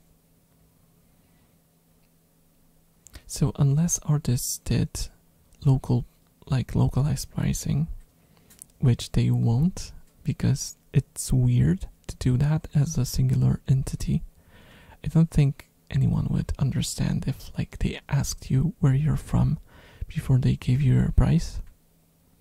And besides, if they can ask higher, they are gonna ask higher. Has anybody sold private ASMR sessions? I don't really know about that, but I have watched, and I still do from time to time, though she doesn't upload much, an ASMR artist, and I can fully call her an ASMR artist because she did live ASMR sessions. As in, she had this small room with chairs. Everyone had dedicated headphones, and she would sit down in front of them on a stage and did the ASMR in front of them. And oh my god, that was impressive. She only did it once, though. I don't think it panned out that great because ASMR is kind of niche still. A lot of the ASMR you see when you open the Twitch page is not really ASMR. It's bringing people from let's say different places. They don't necessarily go there for the tingles, or maybe they go there for tingles, but different kind of tingles. And yeah, it's like ASMR, like the tingles, the head tingling is a thing. It is confirmed that it is a phenomenon that happens to people, but I wouldn't say it's rare, but it's like 1 in 10 or 1 in 8 people, and most of the people who have it don't even know about it. They feel it, but they never pursue knowing what it is. They just think that it's something that normally happens, and that's it. So yeah, it's a limited market, and it's hard to aim it at the people who would be really interested because they don't know what it is. So yeah, if only what happened to ASMR hasn't happened, which is the dreaded sexual connection, it would probably do a lot better. This kind of changed into a podcast about ASMR, hasn't it? And about pricing, and about a lot of stuff. This is supposed to be like a trigger heavy stream, and I ended up just going on a lot of tangents. Well, I guess that's good too. That's good too. It's good to sometimes talk about stuff like that, because yeah, it's a gold mine. I think the gold mine is in abusing ASMR. Doing ASMR justice is a lot more difficult.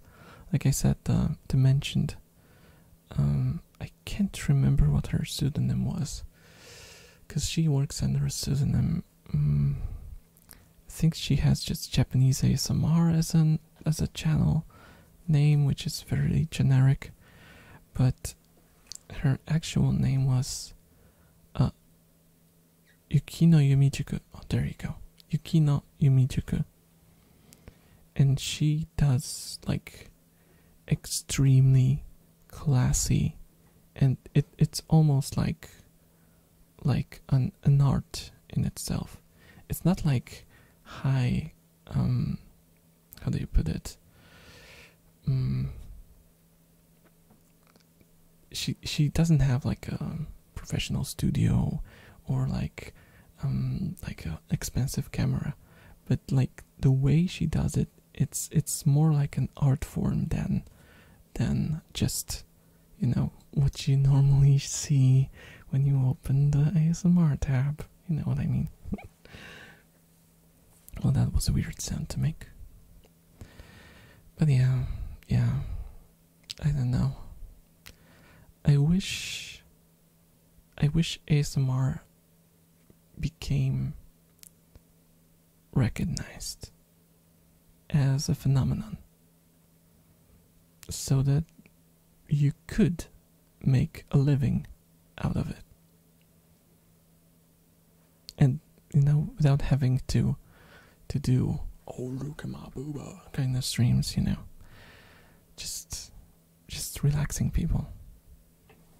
I mean, there is a few YouTubers who manage to do that. If you've seen massage ASMR, he's a guy who's masseuse is the word, right? The guy who massages people. And god damn, that guy is good with this. It's like I can't even put a finger on what's causing him to be so good at it.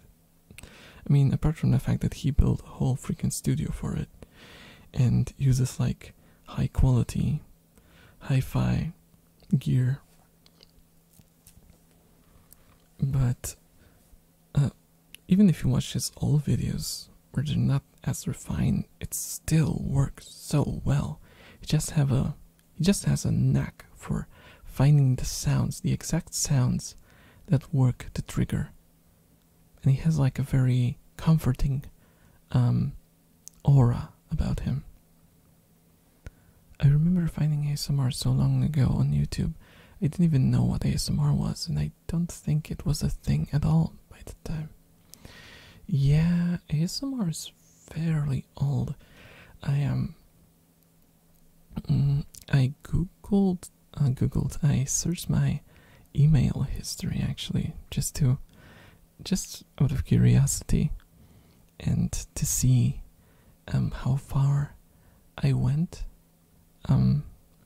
And my first views of ASMR, their first like ASMR videos showing up on my timeline, I guess, because they're like, back in the day you used to get a lot of suggested videos. Basically every upload from every subscriber showed up in your YouTube. Then they added the bell where you had to manually click the bell to get information about new uploads. And I got like 2008 was when I probably found out about ASMR. And back then there were like maybe 3 or 4 big Western creators. And like calling them big might be a bit of an overstatement, because they were like 200,000 subs, that kind of level. That's not small by any means, but you know, big nowadays means more like 1 million, right? But yeah, and I think I watched mostly Heather Feather. She was like the precursor. And Japan, yeah, Japan. That was an interesting thing because Japan fairly recently discovered ASMR in a way. But I think it was like almost simultaneous with Western audiences, but they had a different name for it. They called it otofechi, which is like a sound fetish. I think I explained that before, but they basically had videos that were tagged as otofechi, and you could find a lot of videos on that. And I think it might have been older than ASMR actually, the Japanese one. But they decided once like the Western ASMR movies started getting a lot of hits, they decided to also adapt the name. Even though I find it kind of funny because some of the Japanese artists that I followed back when they used the otofechi tag didn't really know how to read ASMR. Like as a shortcut, they thought it was ASMR. I still remember one of the ASMR artists saying in one of her videos, ASMR. It was so funny. But it was completely adapted just because they kind of wanted to get away from the word fetchy, because fetchy is, fetish, sexual connotations, so they wanted to run away from that, and they adapted ASMR, and just look what happened with that. Just look what happened with that. They tried to run away, and now sad. And now, like, Japan is also guilty of messing up ASMR in a way. So what they mostly do is the ear licking. They do so much ear licking, and they're getting bans left and right. I know. Okay, I think I'll end it here, guys. It was a fun ride. It was a bit of a different stream tonight.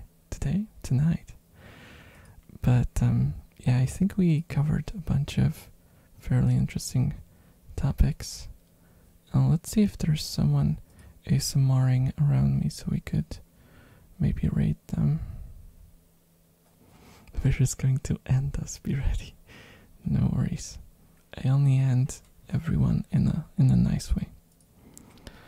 Let me see if there's some. Oh, I dread having to click on the ASMR tab, because there's just gonna be boobies everywhere. Yep, boobies. Is there like a legit ASMR channel? Oh. Kisses, scissor sounds. Is this tagged as ASMR? It is not tagged as ASMR. Let me see if it's... Yeah, it is ASMR. Okay, we will raid. Oh no, she's very big. Let's not raid someone who's very big, because we're gonna get looked down upon as it happens. Oh my god, boobies again. Oh my god, boobies again. Oh, there's only boobies everywhere. Ear licking, I won't do that to you guys. Oh, we have someone more moderately sized. Relax ASMR. Oh, but it's in a different language. It's in French. Guys, why is it so hard to find someone? You would think that if it's so hard to find someone, that everyone would... Oh, I have my stream here now. Oh, I haven't found anything. 18 plus, no. Okay, let's rate the big one. Cause I didn't see anything. I didn't see really anything that we could go without, risking stuff. Fairy Geo. Oh, one of the tags is mummy. It's gonna be a mummy. Okay. Thank you guys. Oh, it's 18 plus. Ooh. But she has like elf ears, so I wanna pop in. Thank you guys again so much for watching. And I hope to see ya next time. It was a lot of fun hanging out with